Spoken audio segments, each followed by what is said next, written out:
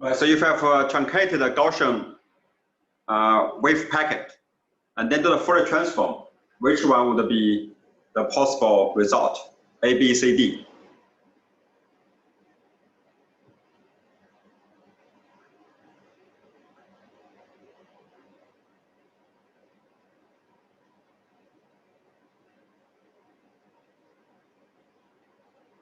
Okay, so let me share the results to you. Okay, most people choose this one correctly. It's D. Okay, the answer, correct answer is D. Let me explain a little bit.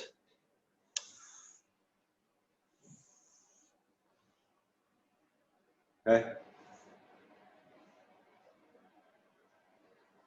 So explanation.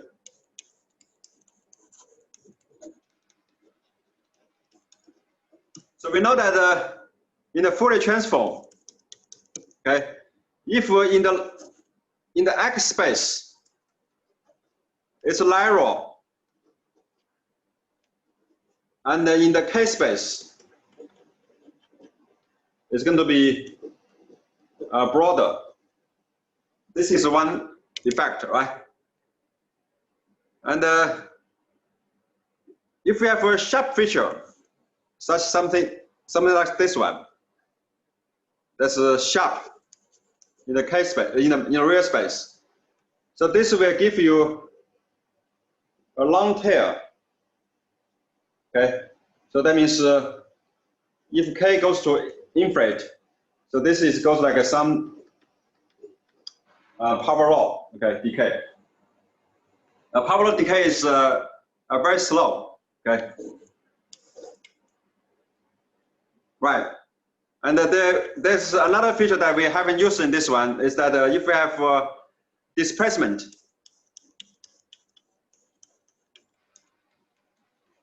okay, and then the Fourier transform will be got something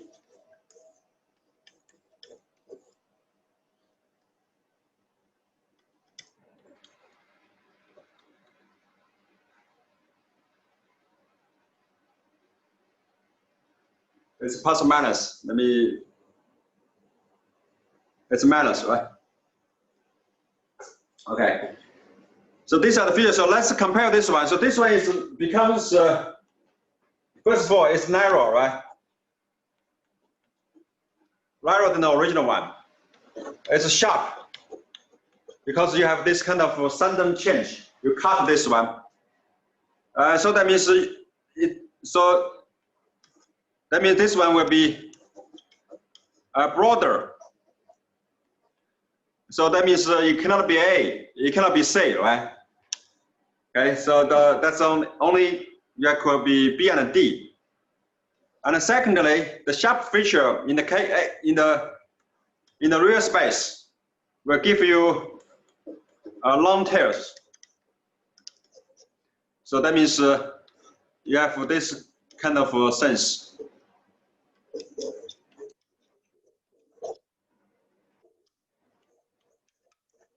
Okay, so that's why we're going to have this Fourier transform. So, and you can see that in this case, actually, very often you don't need to do a lot of calculation. You already know some features. Okay.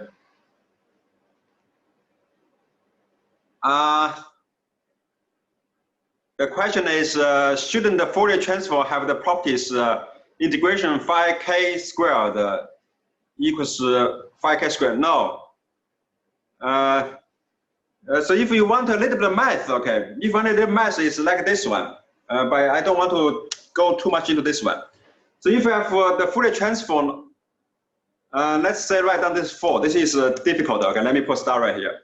So suppose you have two functions, percent x times phi x. So this is the case we have, right? We have a Gaussian pulse multiply this one, okay? Multiply another field function. Okay, so this is the function that you want to, this is a field, for example. And the Fourier transform actually is the percent tiered k minus k prime. phi tilde k prime. Do the integration k prime. Okay. This one is called a convolution. Okay. So it's basically, so you know that this one is a Gaussian, right? This one is a Gaussian, and this one is something like this one. So that means you basically are using a Gaussian function to sampling and this sinc function. So you are trying to smooth out this sinc function. So the result still will be this one. Okay. So this one is, if you want, is a Gaussian function.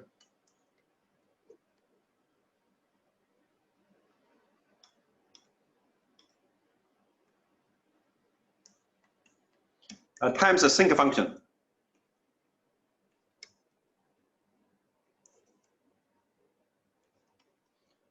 Prime.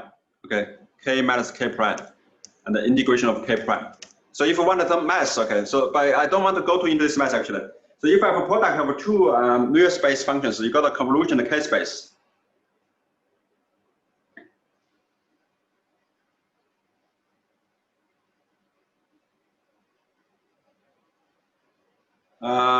Integration phi squared equals to integration of K squared. Okay, and I will check this Wikipedia link and come back to you because later in the break. Okay, so I don't want to be interrupted. So let me try to figure out what's your question, and then I will come back to your question. Okay, is that okay?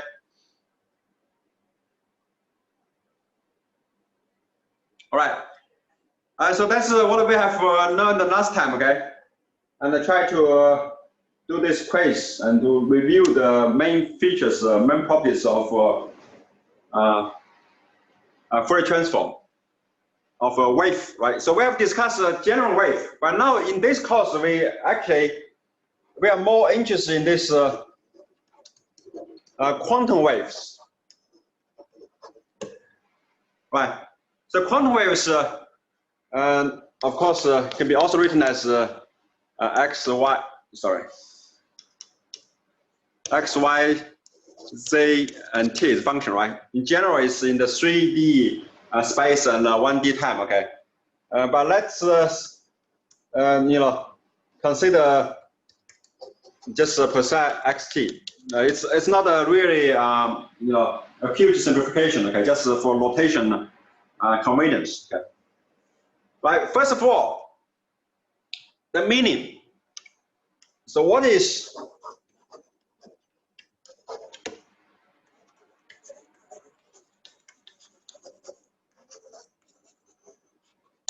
okay? So this quantum waves actually was first introduced by de Broglie, right? So according to de Broglie, this is a matter wave. Okay, so it's something that's physical. Okay.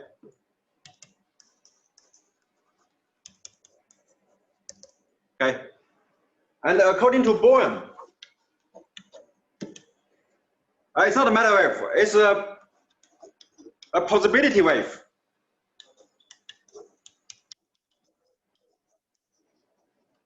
Okay, it's not anything physical, but it's information. Okay, it's informatic.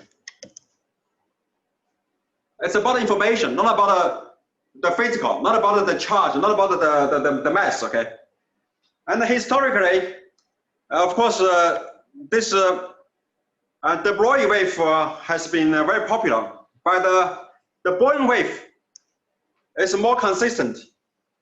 It's actually the only one that's consistent with experiments. Okay.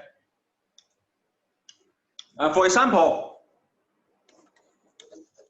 so Bohm's interpretation is consistent with observation. Okay. Right. For example, we have done this you know,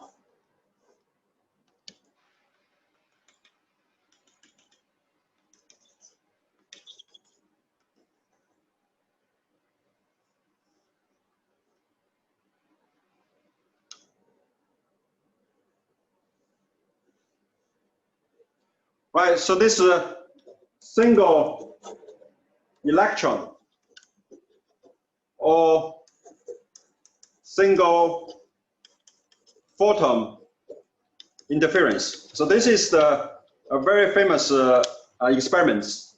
So in these experiments, you can see every time you have a single particle. So you see the interference actually not between. So not between two particles, but it's between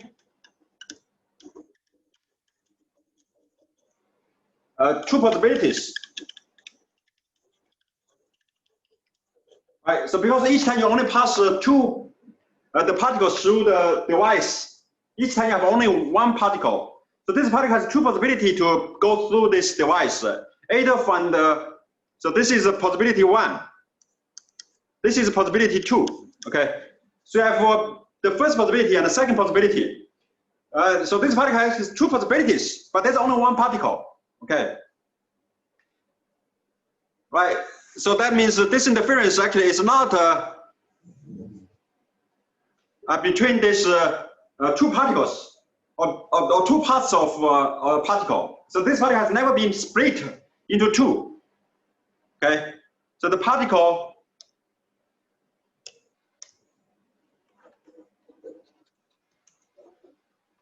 has never been split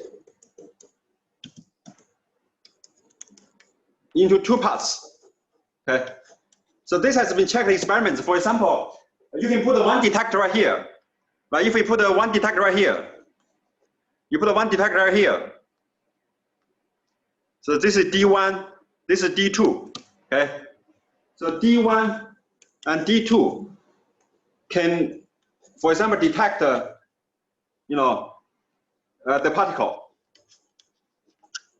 But the experiments, never ever has D1 and D2, simultaneous detect the particle or detect half particles. Okay. But never together. Okay. So they can either detect this one, but never together. Okay. Right. So that means this particle actually, you only have this kind of two possibilities. Okay. And also, whenever one detect a particle, there will be no interference. Okay. Right. So there are many other experiments.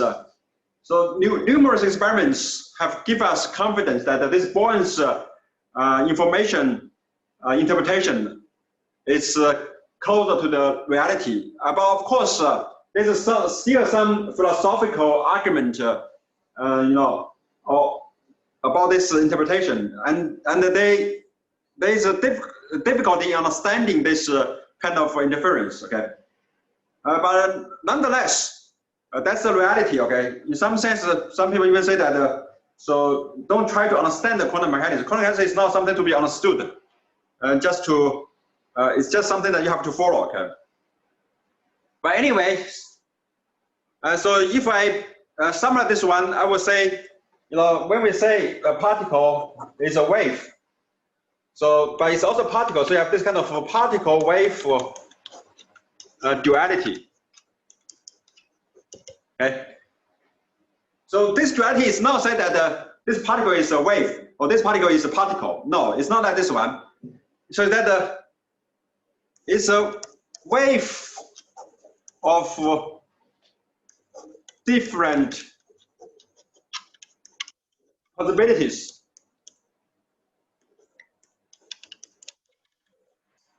Of one object. This is a one object, so we call this one particle. And these possibilities form a wave, so that's why we have a wave. So that is the And I think the closest explanation statement, the statement that's closest to the truth about this wave particle duality, okay? So it's a single object, but have different possibilities. And the different possibilities have different probability amplitude, so that form a wave, okay?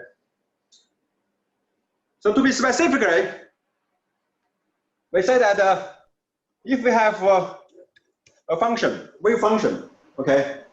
So this one, we call this one so-called probability amplitude. So what does this mean? That means the modulus squared, okay, equals to px is the probability density. What I mean this way is the density. That means px times dx is the probability of detecting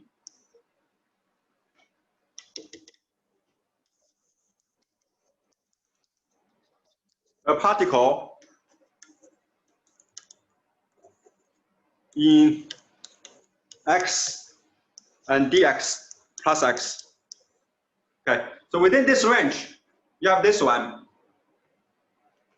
Right, for example,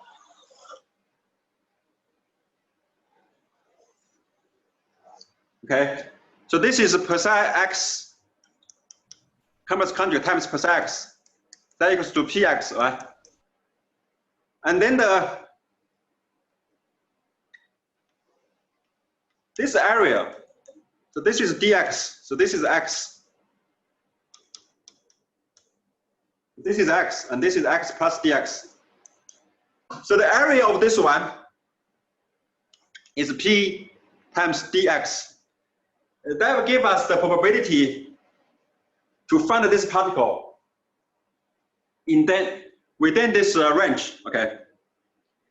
Right, so this is Boyne's interpretation, okay? So according to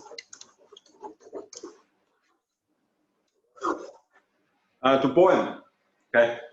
So the interpretation is like this one.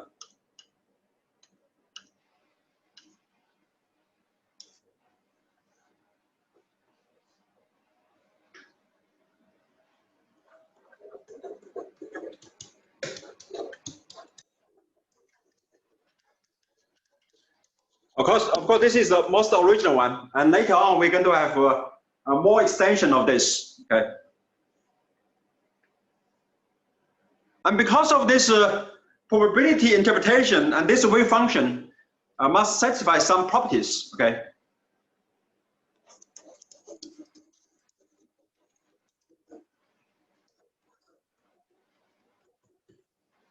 First of all, simply is a probability. So you must have a summation of all the probability equal to 1, right?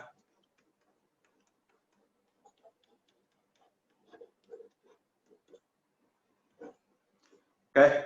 So in this sense, we say that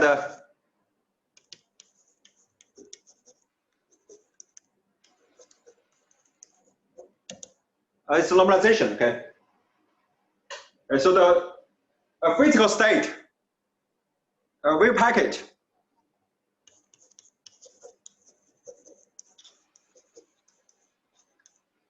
should be normalized. Okay. So that's the first probability, right?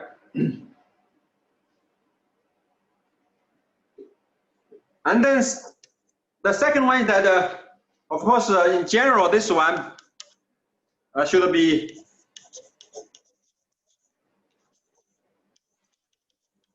single valued. So what does this mean? That means you shouldn't have a function like this one, right? So this is x, this is percent x, and now you can see that for the same x you have 3 values. Okay, so this one shouldn't be, right? So this is not a single valued. So for one position, you have two values of the function or more. Okay, so that's not correct. So we should require this function to be single valued because it has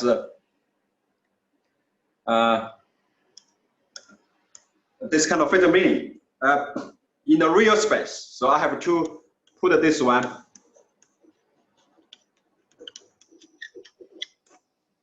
more carefully. So in the real space, because later we will see that the spins are more subtle than this. But let me just keep this as a secret. So I'm not go into this one too much at this point, okay? But for the simplicity, for our discussion, let's just consider that we have this wave function defined in the real space, so that it's a single value. And of course, and this percent x is a complex number. So that means you can write down this one as percent and ei phi x. So this one is the phase. Okay. So you can have both amplitude and the phase. Okay. Right. And there's another, requirement. This actually is more mathematical. We say that this percent x should be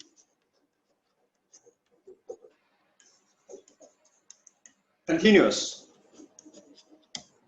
Okay. So that means if you have a function like this, and then this one jump to this one, okay. So this one is not correct because it's not continuous. Okay. Right. So that's another requirement of this this function. Okay. So these are the basic properties of this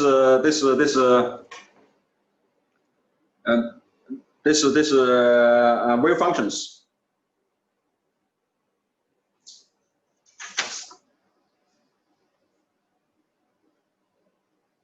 Okay. And there are a few other things that I should mention. Right. We know that this wave function should be normalized. So if you have another wave function, suppose you have a percent prime equals to c percent. Okay. And this c is a complex number. Okay. And then of course you know that this 2, if you look at the probability, okay, and then the probability of this one will be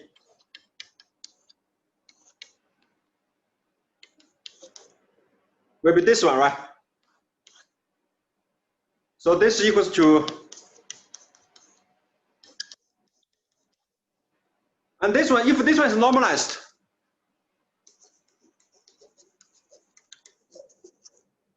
and this one will be not normalized.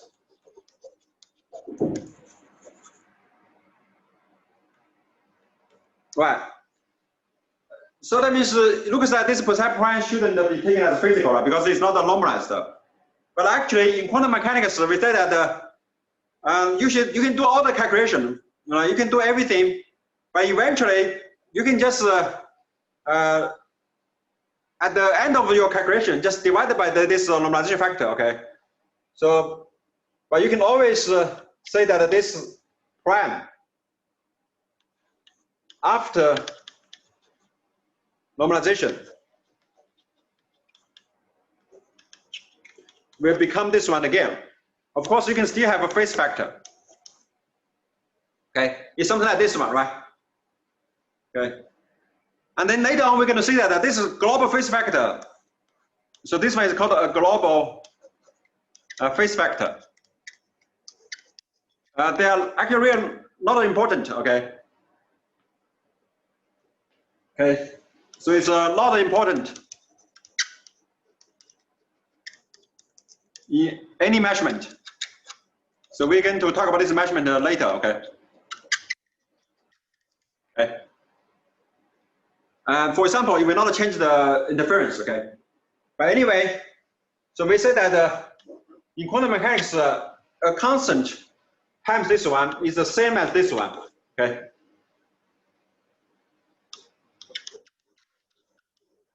So we say that this is the same physical state.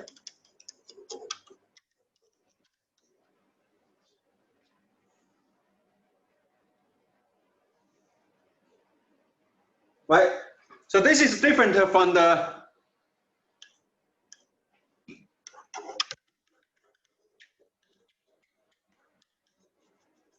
for example, EM waves, right?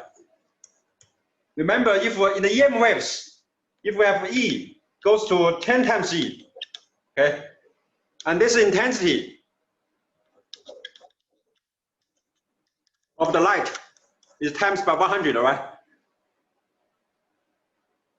So this is EM. But in quantum mechanics, if I have a psi goes to, for example, 10 times psi, okay, it's the same physical state.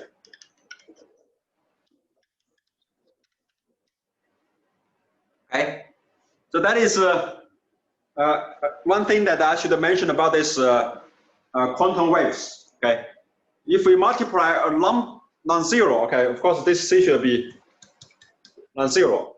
If you multiply a non-zero factor to a wave function, okay, you do not change the physics. Okay, and this one can be seen more specifically if you have for interference. For example, if you have interference psi1 plus psi2, okay, now we know that you have a superposition of this one, and this one actually is not equal to psi1 plus psi2 times a phase. Okay, for example, if you calculate the probability amplitude,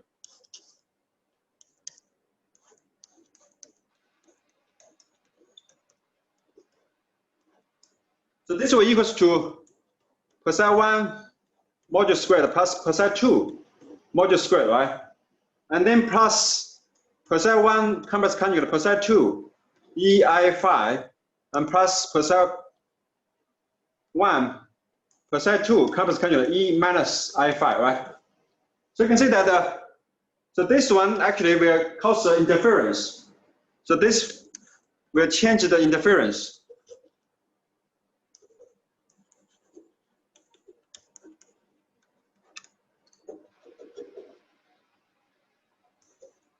Between psi1 and psi2, okay. And however, so the relative phase we change this one. But if we have a global phase,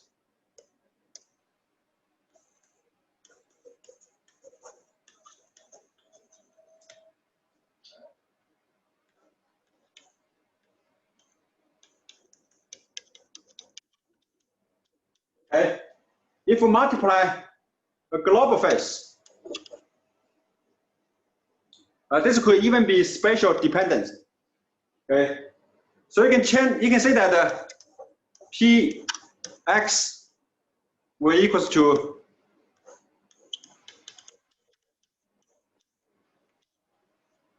y, the original one. Okay, so there's no change of this.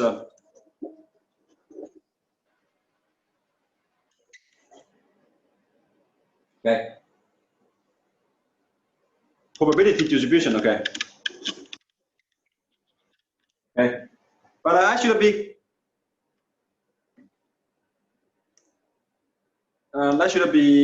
more careful with this one. Okay. If this is spatial dependence, that will be more subtle. So let's say if it's the global phase factor, the constant.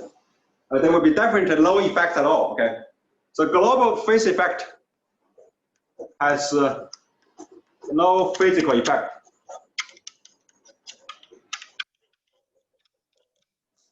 Okay, so you cannot measure a global phase. So you know that if you have a wave, quantum wave, and they have a global phase, this one cannot be measured. Okay, this not measurable. Okay. Right. So this is the field law that we should mention about this quantum waves. Okay. Right. Okay. And once you have these probabilities, so now we can try to look at suppose you want to measure a physical quantity. Okay, what do you do? Okay, let's say, so if you want to measure the position of the particle, let's consider an experiment, a thought experiment.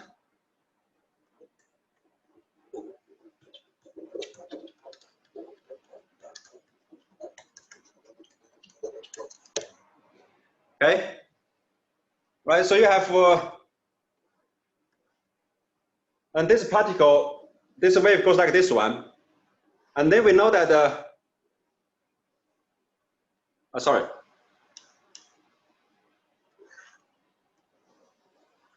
You can have something like this one, right?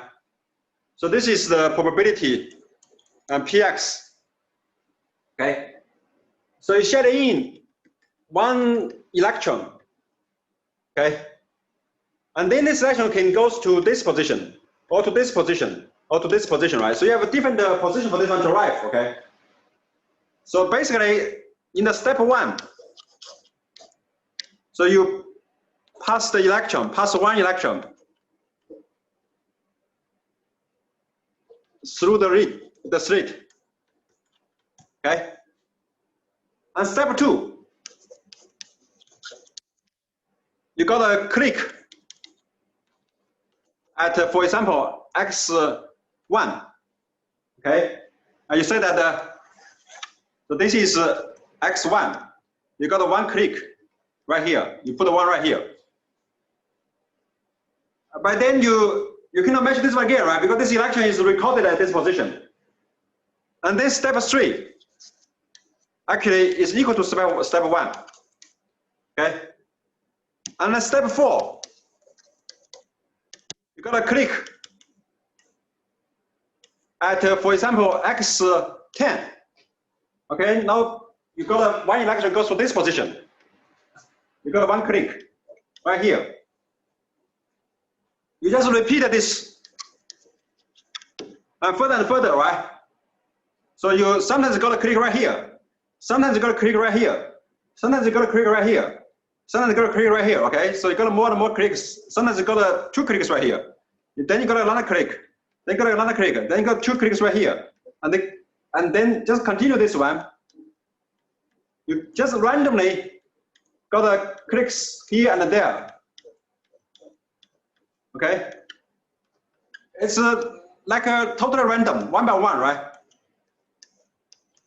Okay, and then eventually you find that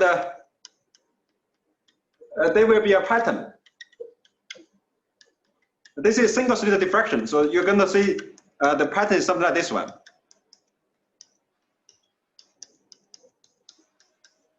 Okay.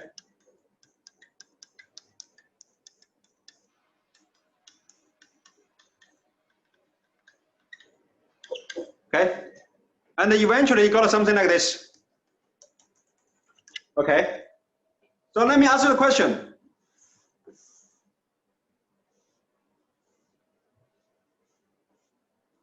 You're trying to measure the position of this electron. So x equal to what? You actually don't get any definite result, right? Because eventually, you got some kind of a random distribution. Okay.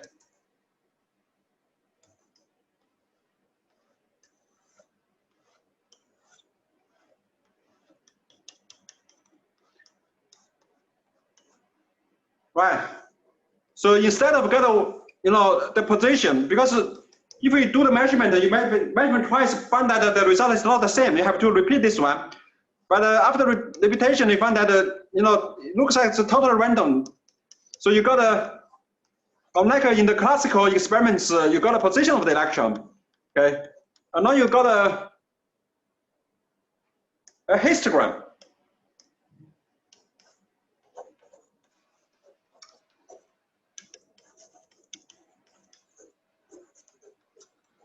Okay, so that means X is not well defined. Okay, you cannot say that I have the position of this particle is measured to be this one, because in the set of measurements you have done, you don't got any different position of the electron. You got a distribution, with some probability. Okay, if you repeat this 1 million times, 1 billion times, 1 trillion times, you find that this one is going to be very stable. This pattern. Okay. They are always the same, okay, except for some small statistical fluctuations, okay. So now in quantum mechanics, instead of just to say that we have a position of this particle to be water, we should say that the statistics, okay. So in quantum mechanics, so we talk about statistics. Okay, instead of X, okay, of statistics of measuring X. Okay, instead of just X, you don't actually measure X. You measure a probability distribution of X. Okay, and then we just need to study the statistics. Okay.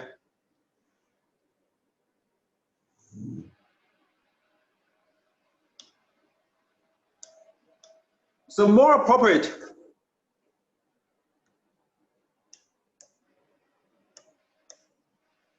So we should study the statistics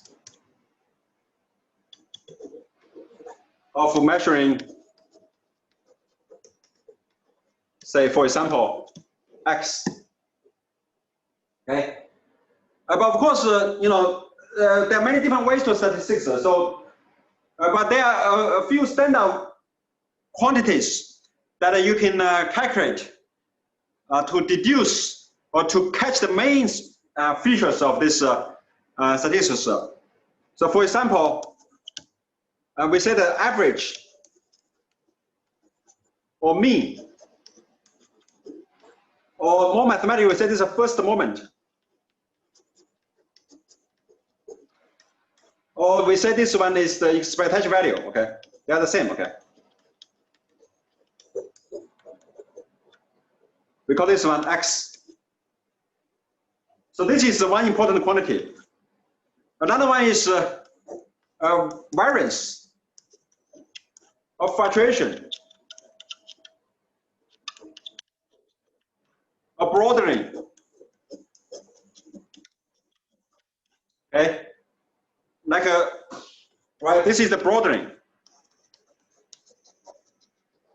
okay? Or second moment,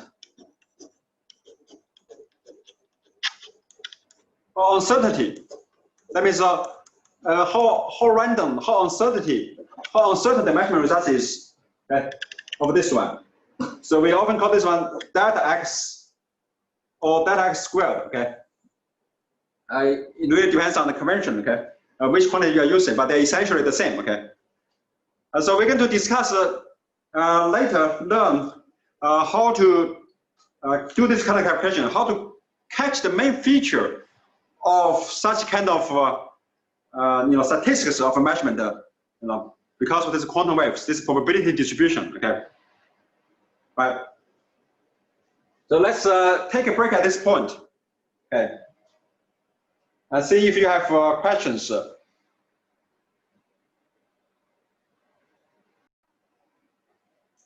let's have a little bit review of statistics. Okay. Very basic stuff, okay? We know that suppose we have a kind of events, and then you have some counting of the results, right? For example, if we have n students, let's consider an example to illustrate the ideas, okay? N students taking M1, okay, in a parallel universe, okay? We don't know which universe it is, but the result is that you have M1 student get the result equals to 1. N2 students got result equals to 2, okay? And so on and so forth. You have N7 students got a result equals to 7. Suppose nobody got a 0, okay?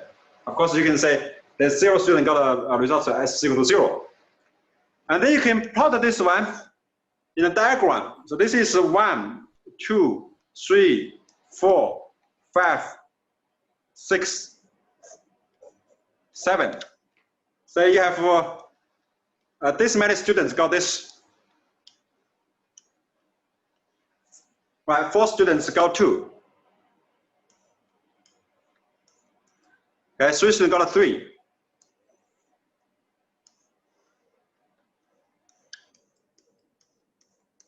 That's the number of students we got this.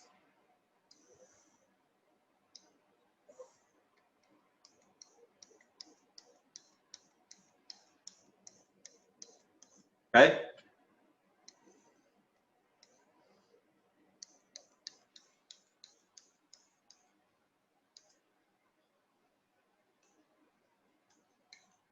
So it's a very good class, got a quite high scores. Okay. So this one we call this one the histogram. Okay.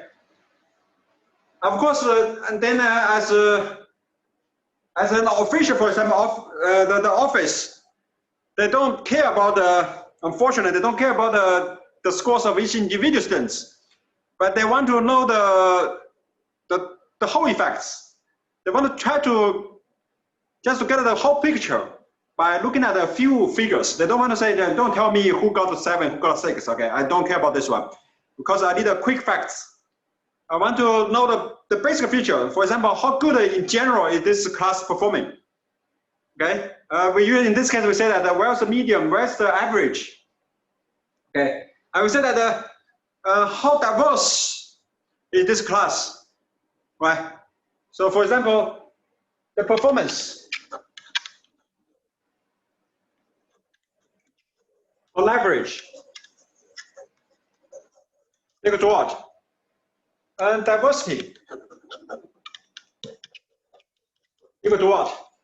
So we need some quantity to quantify this kind of things, okay? And then the statistician, they invented a few quantities to quantify this one. They say that look at the value, look at the variance, okay? So they basically say that let's look at the expectation value.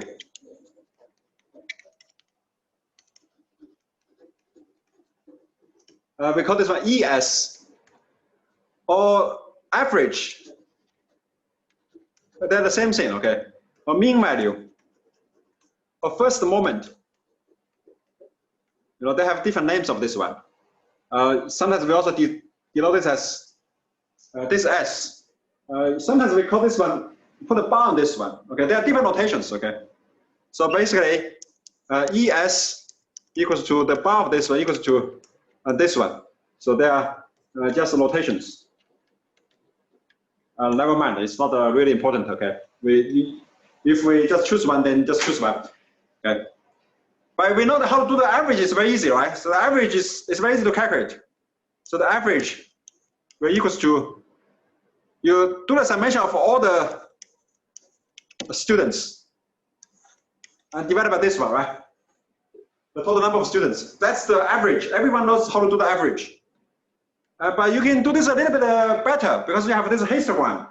So you know that you have n1 times 1 plus n2 times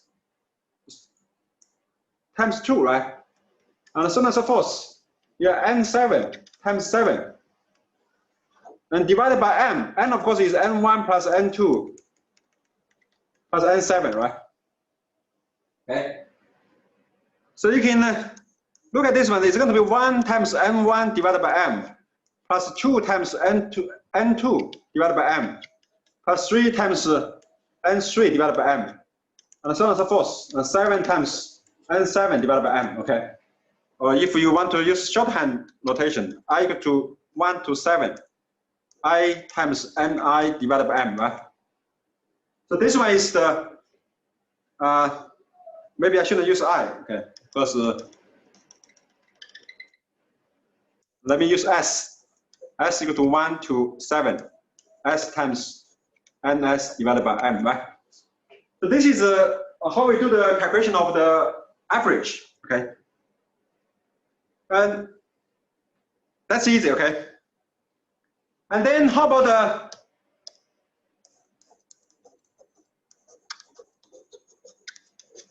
the diversity, okay, or variance,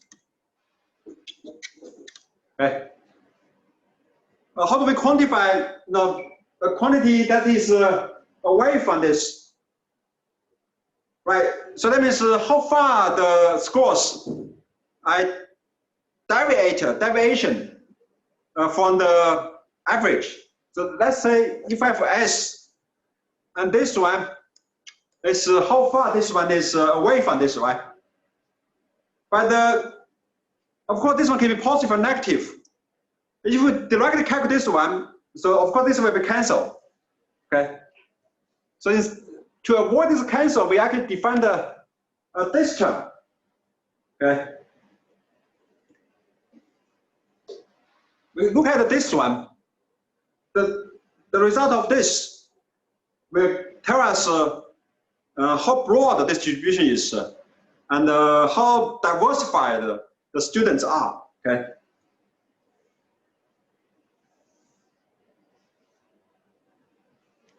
All right. So that means for the first students we have say SI minus this average squared.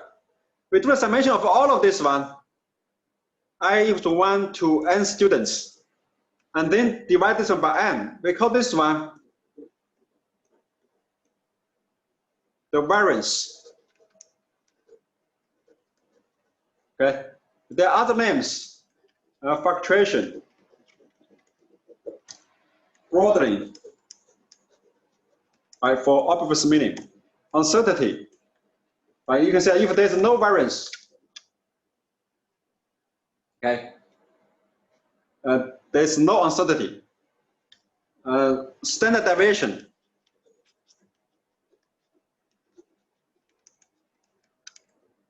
or second moment. There are many different names, but who cares, right? And for example, if delta S equal to 0, what does this mean? Remember, all of these terms, each term are all positive, right? Since SI minus average of S squared is always greater or equal to 0. So that means delta S squared should always be positive, right? Or non-negative. So equal to 0, the equality is taken only when SI equals to S. So that means there's no uncertainty or no variance.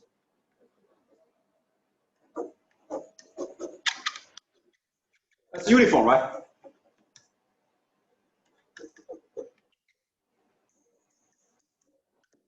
So this is a special case. If you don't have any variance, it's just uniform, okay? Easy, okay? So now let's look at this calculation, this one again, okay? That S squared equals to the summation of Si minus the average of S squared, I equal to 1 to M, and divided by M, right? Of course, we can still, again, just combine all of this one. So that will equals to NS, the number of students that take the score, got the score S, and S minus the average of S squared, do the summation of S equal to 1 to M, and divided by M, right? Okay. So that's the result we have. And now we can do a little bit more calculation, okay? We can find that this one equals to S equal to 1 to M, and MS divided by M, okay? And the square of this one can be expanded.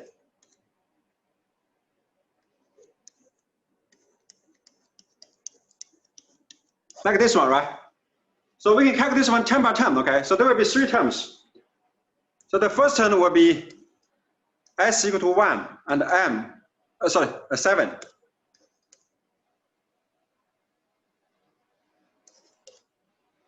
MS and M, S squared, that's the first term, right?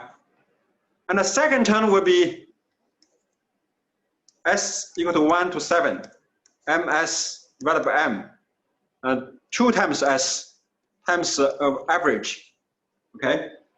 And the third term will be summation of S equal to 1 to 7, MS and M times the square of this average, okay? But now you look at this, this is a constant, so it can be moved outside. This one is a constant, this one is a constant, so both of these 2 terms can be moved to outside the summation, right? And this one is like the average of S squared. So now you can simply write down this one as the first one is just the square, the average of the square. The second term will be 2 times average of S, and then the summation of S equal to 1, 7, MS and M times S, right? And the third term is the constant will be moved outside. Summation of S equal to 1 and 7, NS and M. So now you can see that this one is nothing but just this one just equals to S, right? And this one just equal to 1, right? Because the summation of all the probabilities should equal to 1. So the final result is has a very neat form.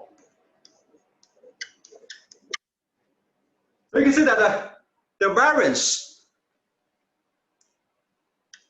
okay? So the result is that the variance is the difference of 2 averages. One is the average of the square, and then another is the square of the average. Okay. So this S squared also equals to the summation of S and S squared times PS. Okay. With this PS is defined as MS divided by total M, right? Okay, so that's the result of this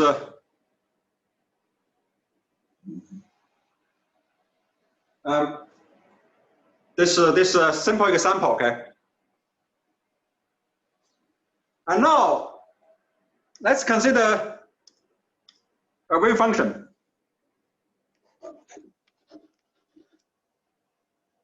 A quantum wave. So in this case, we know that the probability of finding particle within this one is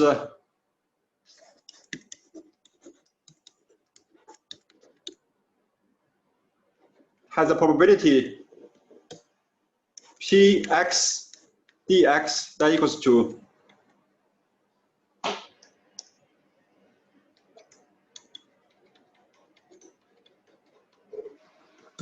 we have this very simple interpretation, right?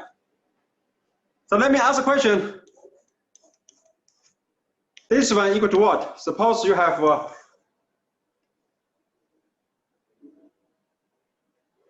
distribution like this one. So this is px, and this is dx. Okay. So what is this one? So now what you need to do is to change the summation into the integration. Supposedly you should have so x should equals to summation of all possible output xi times the probability of finding this one to be this, right? So with resolution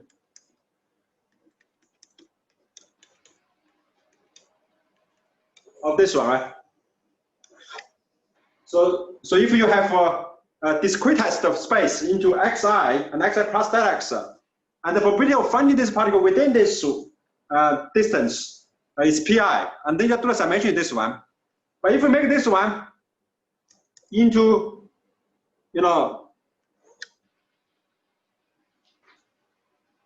integration, so that will be right. So because pi equals to pxi times that x, that goes to px dx, right? If that x goes to 0, okay. So basically, you change the summation into integration, okay. So that one, of course, if you want, you can write down this one as percent x times x and percent x and dx, right? So this is the average, okay. Let's do a few examples. Suppose you have a wave function. Let's say percent x equals to, so this is a minus a, this is a.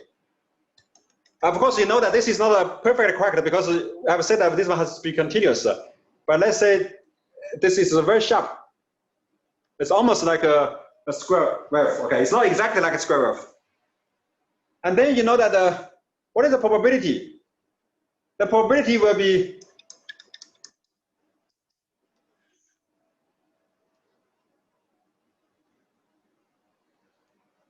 okay, let me make this to be a slightly continuous. Right. So this is an even function. So you know that x, px, dx should be 0, right? Because this one is an even function. This one is odd. So that means the average of this one must be 0. Let's consider another case. Percent x equals to, okay. So this is sin x. Okay, so this is minus a. This is a. Okay, and this one is 0. And this percent like this one. How about the probability? The probability will be the modulus squared, right? So it's going to be something like this.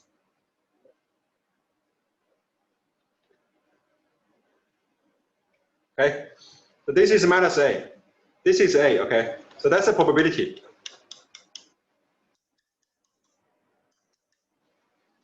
And then again, this probability, even the percent is the order function, but px is an even function. So you still have this x equals to px x dx that equals to 0, right? So these are two results. Let me give another example.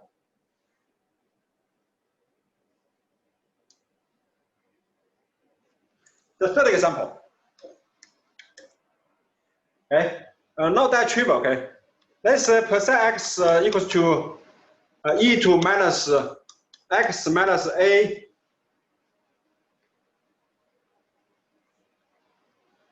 squared. Therefore, so let me choose the symbol minus x0 squared. Okay, divided by 2a squared. You can put a phase factor right here. Okay.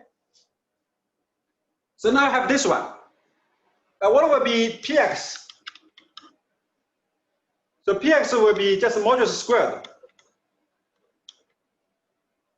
So that will make this phase factor disappear.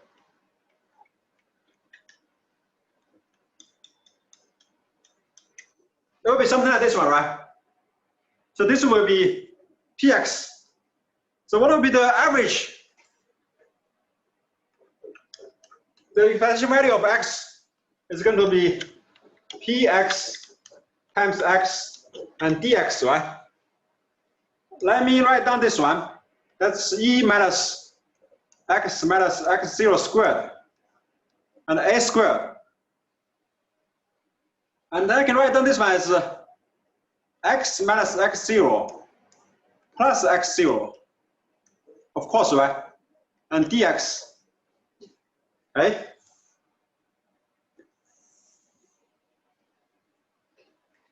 So look at this one. Now you have this term, So the first term can be written as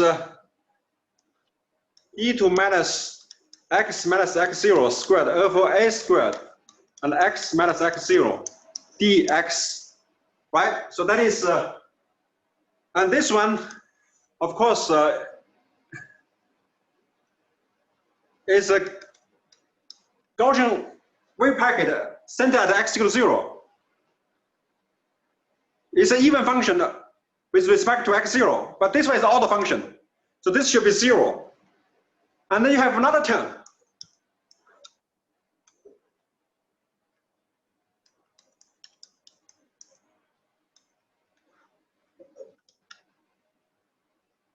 Times x0, but x0 is a constant, so it can be moved outside. And dx, okay? Right. So this term equal to 0. This term will just equal to x0. Any question at this point? I hope you have a question at this point, actually.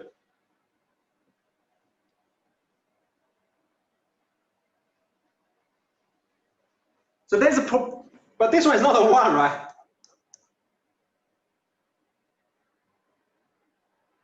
Yes, that's wonderful. This one is not a 1. Okay, so that means we have forgot something. We should put a normalization factor right here. So put a normalization factor here. So never mind. Never mind. So we should put everything 1 over a squared right here. So now this one will be 1. So remember, it's anyway just probability, right? So it doesn't matter. Okay. So in this sample, eventually we have the result x equals x0, right? Now, of course, you know that this is just like a wave packet shifted from x equal to 0 to x equal to x0. So you're going to have this result, right? Okay. So that is, you know, how we can calculate this expected value. Okay. Variance. We know that this was defined as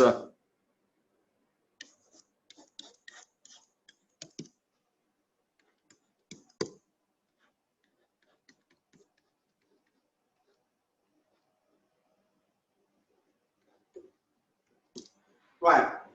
So that equals to, if we make the pi, this pi equals to p xi times delta x, right? Okay.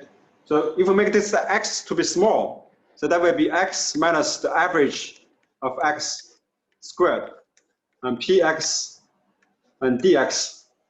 Okay. And this one can be, as we said before, can be written as the average of x squared minus the average of x squared. Okay. And this x squared just equals to px x squared, and dx can be written as psi x squared and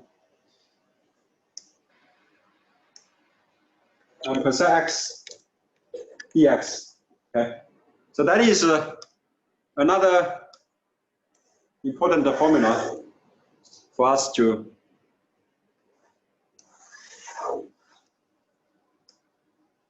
highlight. So this is the variance.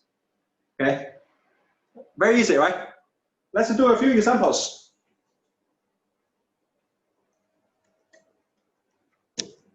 Again, consider this one. Okay, this is minus a, this is a. Okay, so what is the probability? We know that this one equals to 0, right? Let's look at this one. So that will equals to x squared px dx from 0, from minus a to plus a. Right? It's just a constant, so that equals to, so you can see that this is going to be 2 times 0 to a x squared px dx, right? To have the probability to be normalized, you know that px must equal to 1 over 2a, right? So that you have this one to be normalized. So this will equals to 1 over a, and then 1/3 of a cubic. So that will equals to a squared over 3. Right. So that is a very nice, result. So that means the variance equals to this one minus this square equals to. Okay. How about Gaussian? Okay. Let's consider, for example, you have px again equals to e to minus x squared.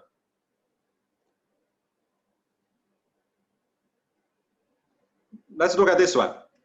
Consider a simpler case, okay? There will be always a normalization factor, okay? And in this case, we know that x is 0, right? Okay. How about the x squared? X squared equals to 1 over a e to minus x squared over 2a squared. Okay, and x squared dx. How to do this integration? It's a Gaussian integration. So this equals to 1 over a. Now you can choose a to be d over d 1 over 2a squared. You take 1 over 2a as a parameter.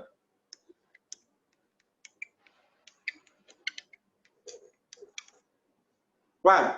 Of course, there's a minus sign. Okay. So take this one as a parameter. Okay. So then this one can be written as minus d over d 1 over 2a squared. Okay. 1 over a. The integration of e to minus x squared over 2a squared dx. How many of you know how to do this calculation?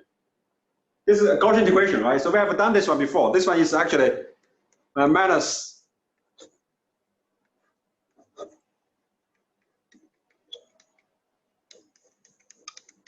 okay. The result is square root of 2 pi times a. Times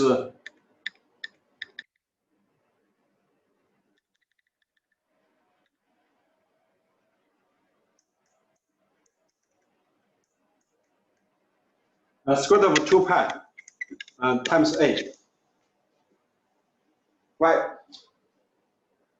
You can easily put A right here and then put A right here, right? So you know the result, and then what's inside is just a constant, okay? And then do this integration, do this differential, okay? And the result is actually it's very simple, okay? So that should equals to A squared over 2, okay? Try to do this one as a practice, okay?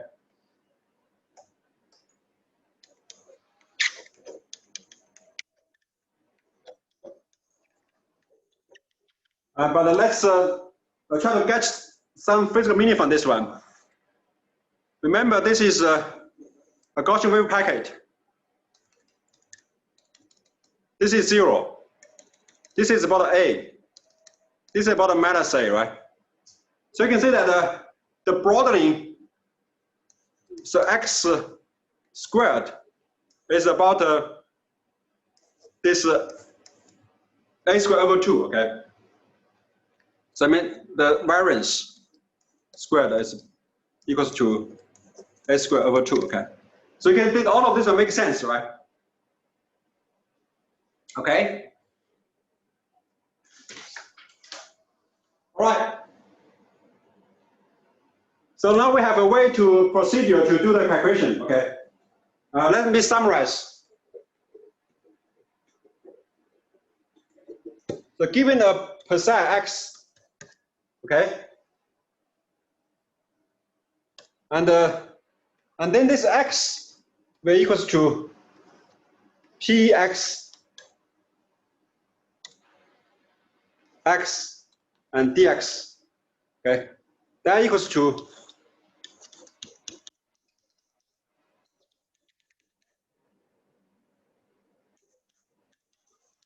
okay.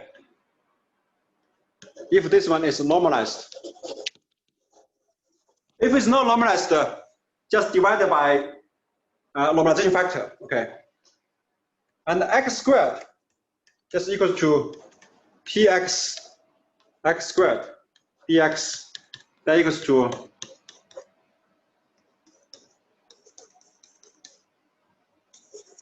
okay, and the variance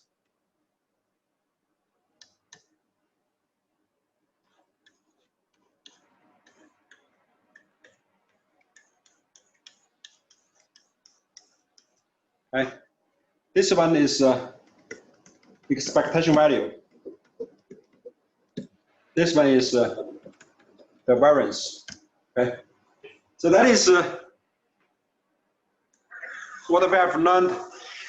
You know, the procedure for calculating the average, okay, and the variance. But this is only for one quantity. Let me say, ask a question. How about the momentum?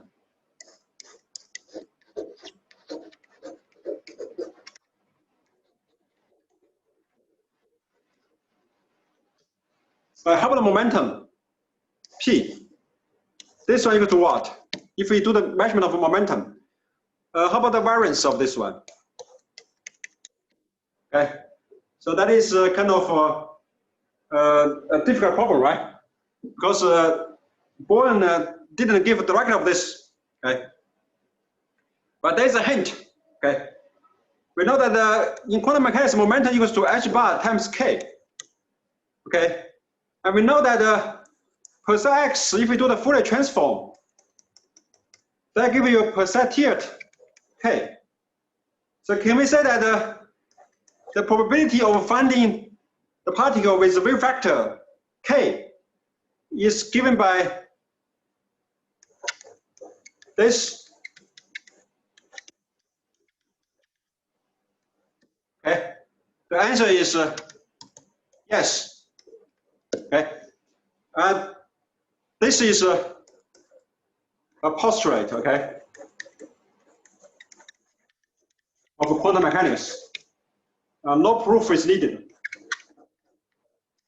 Okay. There's no mathematical proof, but consistent with all sense, okay? And experiments.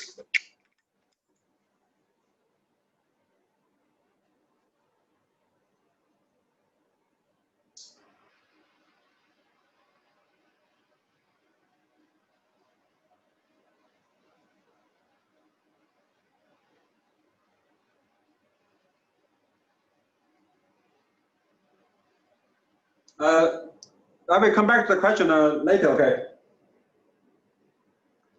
All right, so the pulse rate is percent T at K just equals to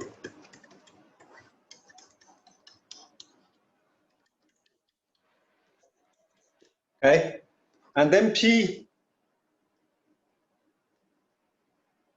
H bar K times will equals to percent T at K and sorry.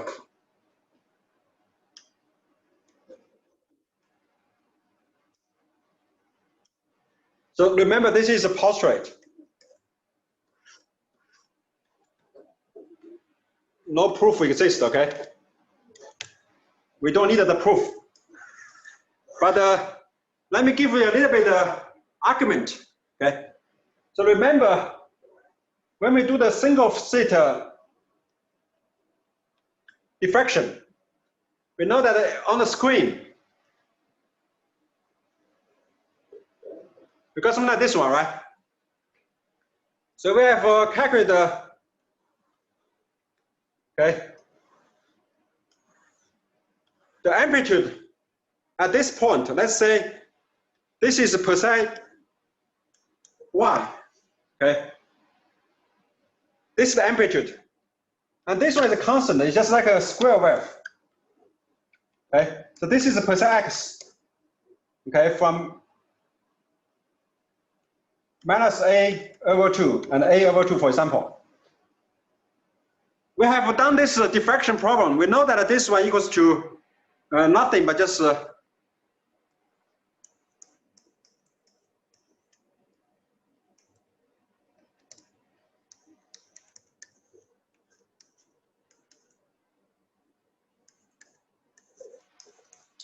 so this has been done before, okay? Proportional, okay? I would just say proportional. Right.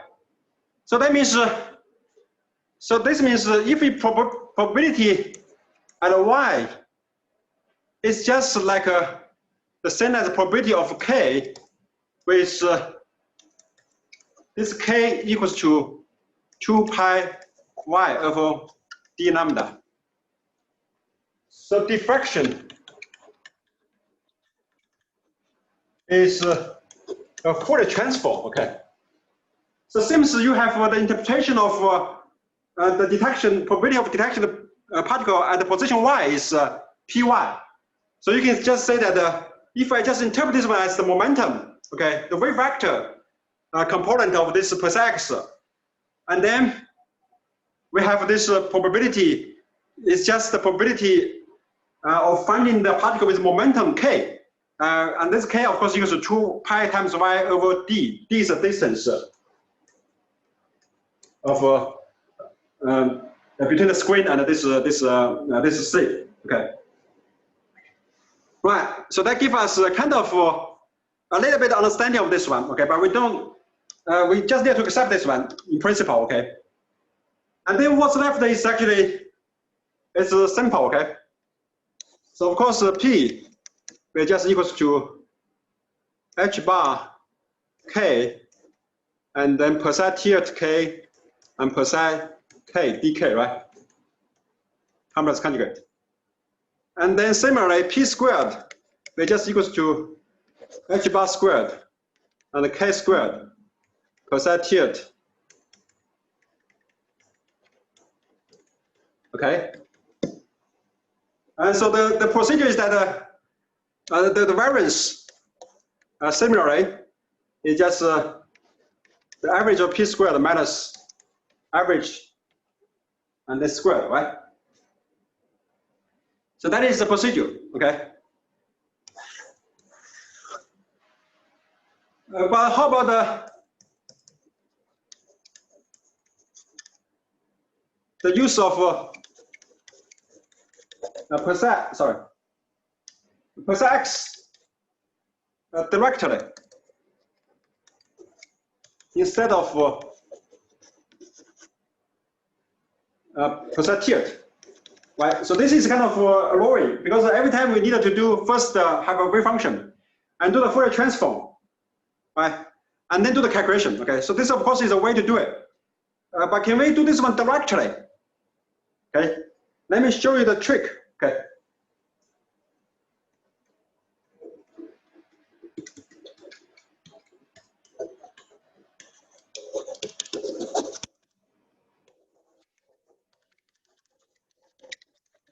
Okay, let's look at this one. The P equals to, average of P equals to summation of tiered K and K percent tiered K dk, right? That's the definition. And now let's put this one. Remember, this is just the Fourier transform of percent x, right? E to minus I k x dk, right? And now this k is the thing that make us, cannot transfer this directly into the real space. But remember, this k can be realized by doing a differential of this one. So you can put this one like this way.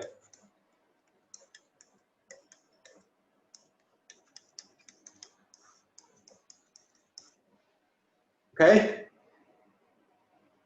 One of sorry,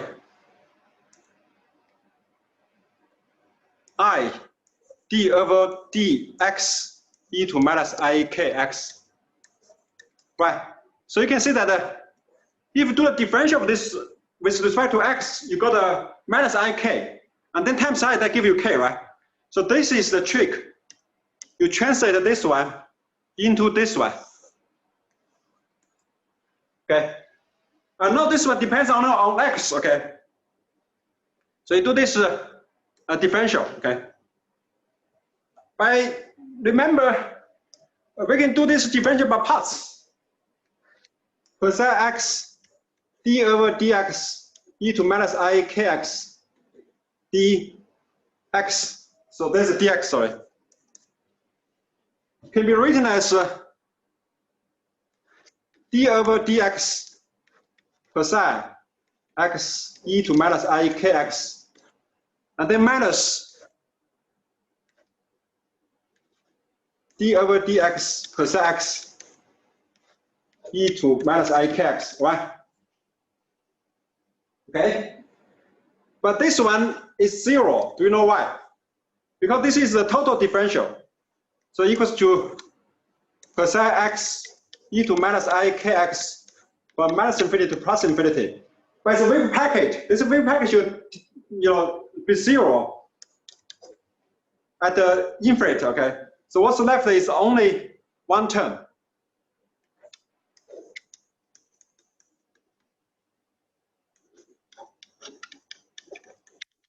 Okay, so now you can put this with this one. Okay, so the result will be h bar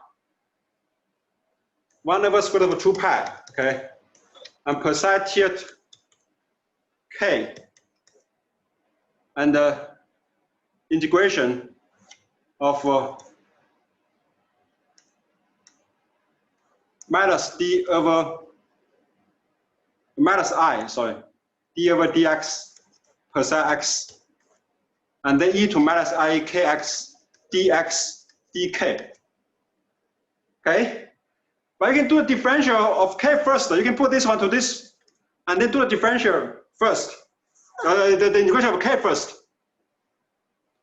So that way equals to h bar minus I d over dx percent x Okay, and what's inside is it's another integration percent tilde star e to minus I kx right dk over square root of 2 pi. What is this one? So this one can be written as you put this one away. Sorry. So this one can be actually written as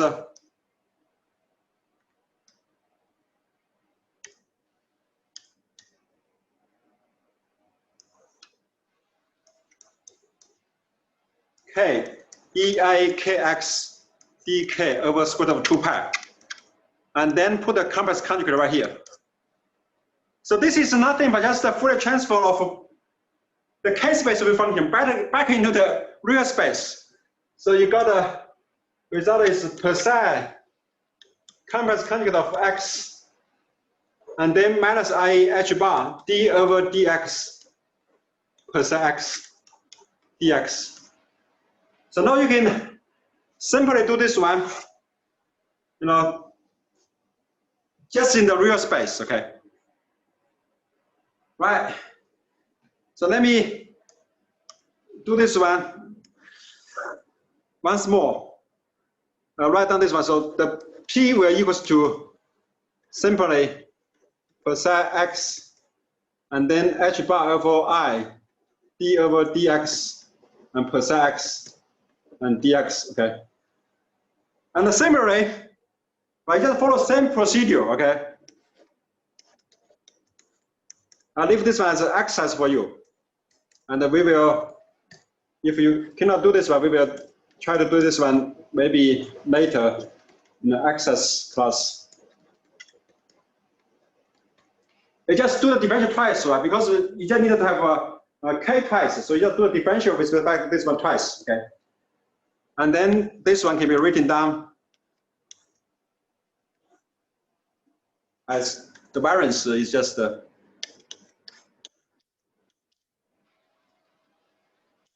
p squared minus p, okay?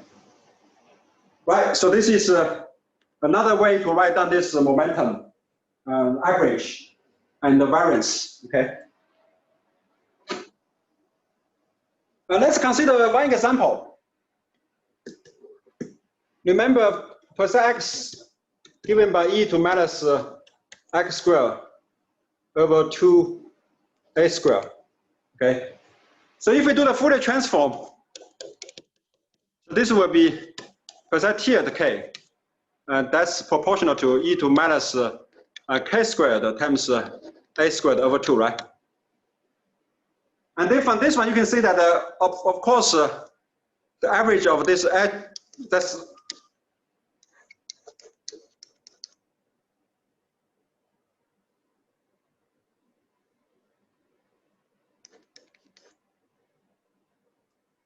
sorry.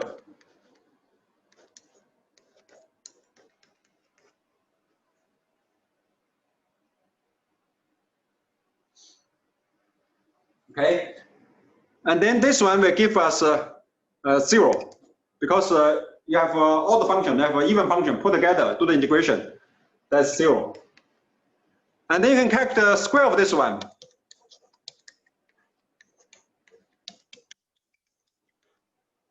Okay. So you can see that we can just follow the same procedure, sorry.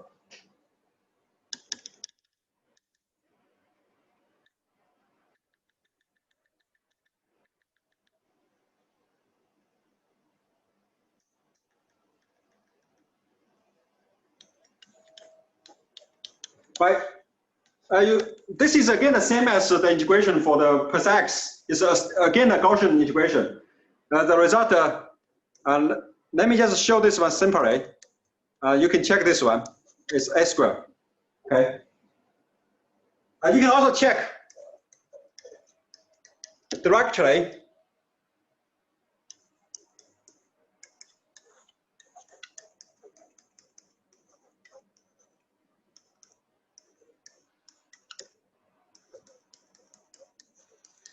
You can see that this is an even function.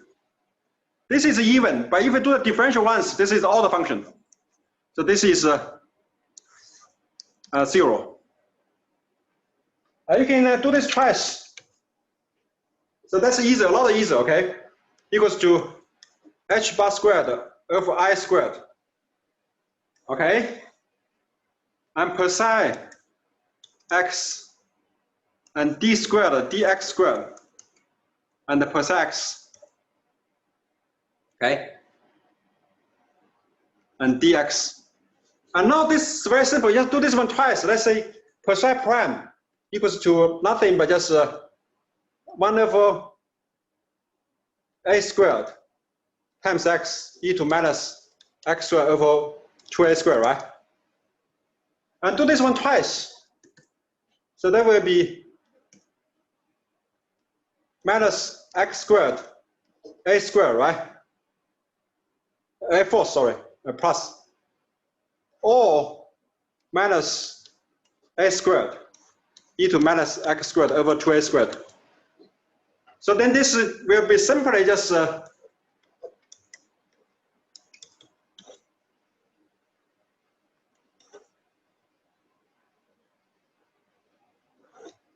psi x.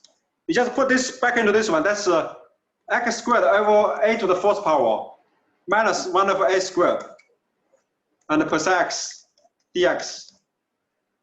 And this just equals to h bar squared over I squared 1 over a to the fourth power and x squared, the average, right? Minus 1 over a squared. So you can see that this one we have done is just a squared over 2. Okay? So result is simply just h bar squared over 2a squared. Right? So we have checked this one, we have checked this one. Okay? But for the Gaussian wave packet, you can see that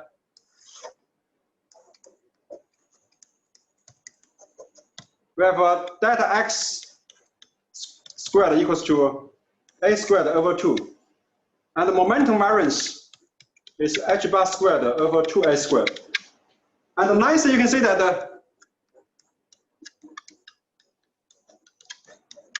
okay, the combination of the two variants is just h bar over 2, okay? So this one, of course, satisfy the uncertainty relation, okay? Right, so that's what we have done for this momentum, okay? And this is a special case, Gaussian is a special case, and it's a nice example, okay? And in general, you should have this one to be, so in general, you should have the variance of this one should be greater or equal to h bar over 2, okay? And you know that by the nature of Fourier transform, you can see that this actually is related to the reciprocal relation between a real space function and the k-space function, right? Okay, so that's the lesson we have learned from the Fourier transform, okay? Okay, so this is what we have for today. Let me see any questions that we can address.